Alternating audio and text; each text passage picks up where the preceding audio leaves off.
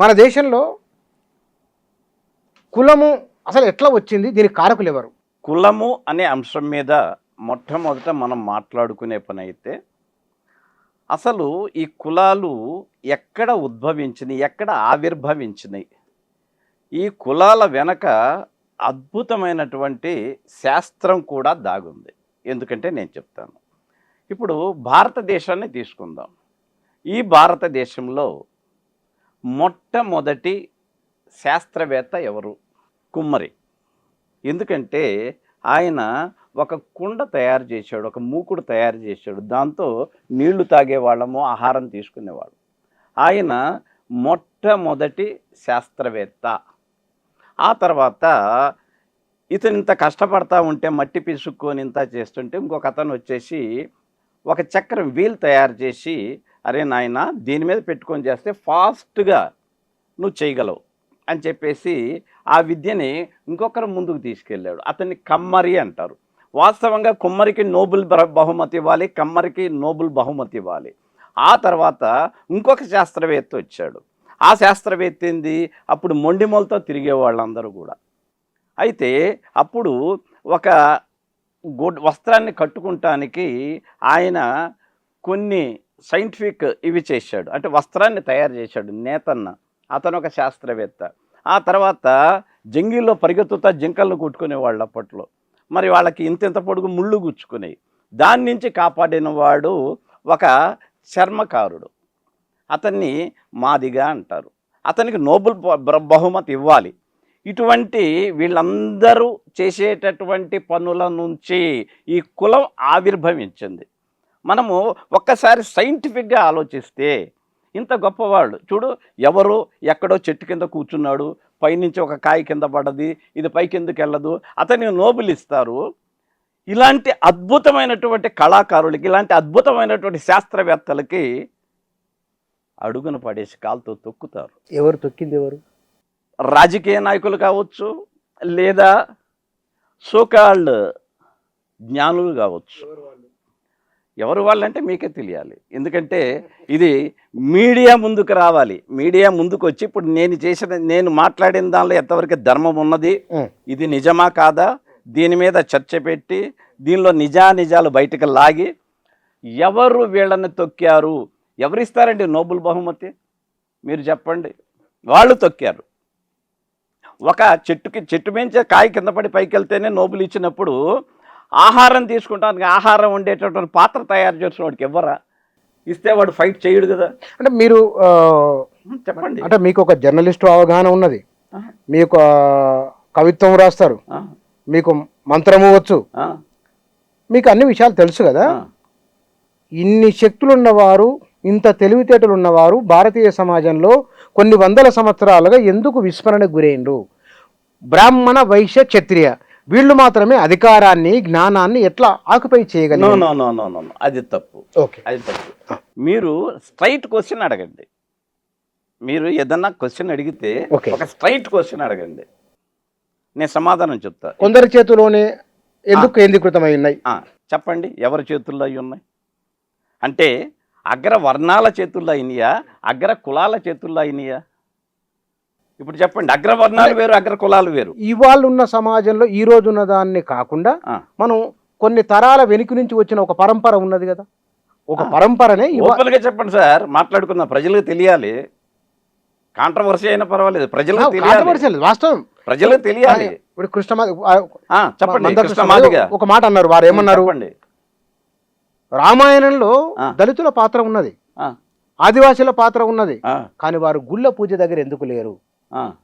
వెంకటేశ్వర స్వామి వారు ఉన్నారు, స్వామివారి దగ్గర వీళ్ళు ఎందుకు లేరు? అందరు ఉండాలి కదా. అందరూ ఓటేసినప్పుడు, అందరూ పన్నులు కడుతున్నప్పుడు, అందరూ సమానమైనప్పుడు గుళ్ళ వాళ్ళు ఎందుకు పూజారులో లేరు అని వారు అన్నారు. ఈ క్వశ్చన్ బాగుంది. అయితే ఇక్కడ ఎందుకు వాళ్ళు లేరు అనేది నిజం కాదు, ఇక్కడ ఇంకొక ప్రశ్న ఆవిర్భవిస్తుంది. అంటే మీరు చెప్పిన దానిలో బ్రాహ్మణులే ఉన్నారు, మిగతా వాళ్ళు ఎందుకు లేరు అనేటటువంటి ద్వంద్వ వైఖరి బయటకు వచ్చింది. ఇక్కడ నేను చెప్తాను, అసలు బ్రాహ్మణులు లేరండి. ఎవరు చెప్పారండి బ్రాహ్మణులు ఉన్నారని? అసలు బ్రాహ్మణులు అంటే ఏంటండి? వేదం ఏం చెప్తుంది బ్రాహ్మణుల గురించి? జన్మనా జాయితే శూద్రః, తల్లి నుంచి వచ్చిన ప్రతి ఒక్కడు శూద్రుడే, మీరు నేను కూడా శూద్రుడే. కర్మనా జాయితే ద్విజః, కర్మ అంటే పని. ఎవడైతే పెరిగి పెద్ద మంచి పని చేస్తాడు వాడిని ద్విజుడు అంటారు. వేద పాఠంతో విప్రాణం, ఎవడైతే వేదాలను పఠించి, వేదాలే కాదండి జ్ఞానం ఉన్నటువంటి ప్రతి శాస్త్రాన్ని పఠిస్తాడో వాడిని విప్రుడు అంటారు. బ్రహ్మజ్ఞానంతో బ్రాహ్మణ, చూడండి ఇవన్నీ ఎవడు చేస్తాడో వాడికి బ్రహ్మజ్ఞానం ఉంటుంది. ఇందాక మీరు చెప్పారు, ఏం చెప్పారు? గుళ్ళల్లోకి ఎందుకు రానియటం లేదు? ఇక్కడ రెండు ఉన్నాయి. అంటరాని అనే పదం ఒకటి ఉన్నది, గుళ్ళల్లోకి ఎందుకు రానియలేదు అనే పదం ఉందండి. గుళ్ళలోకి రానిచ్చారండి. 1000 సంవత్సరాల క్రితం రామానుజాచార్యుల వారు భుజాన్ని వేసుకొని తిరుపతి దేవస్థానం తీసుకెళ్లారండి. అవును. ఈరోజు నిన్నగాక మొన్న చిలుకూరు బాలాజీ దానిలో మునివాహన సేవ వారు కూడా ఆయన కూడా తీసుకెళ్లారు. ఇక ఎవరు రానియలేదండి. ఒకటి మనము డీప్గా డిస్కషన్ చేద్దాం, డీప్గా. ఇక్కడ అసలు బ్రాహ్మణులు అంటే ఎవరు? బ్రాహ్మణుడు వేరు, బాపనోడు వేరు. అంటే ప్రతి బాపనోడు బ్రాహ్మణుడు కాదు. అసలు బ్రాహ్మణుడు ఎవరండి? మాదిగల్లో బ్రాహ్మడు ఉన్నాడు, మాలల్లో బ్రాహ్మడు ఉన్నాడు, అనేక కులాల్లో బ్రాహ్మడు ఉన్నాడు. అసలు బ్రాహ్మడు అంటే వేదం చెప్పింది ఏంటి? బ్రహ్మజ్ఞానంతో బ్రాహ్మణ, బ్రహ్మజ్ఞానం ఉన్నవాడు బ్రాహ్మణుడు. ఆ లెక్కకు వస్తే మందకృష్ణ మాదిగ పద్మశ్రీ అవార్డు తీసుకున్నాడు కదా. అవును. మరి అది సామాన్యం అవార్డు కాదు కదా.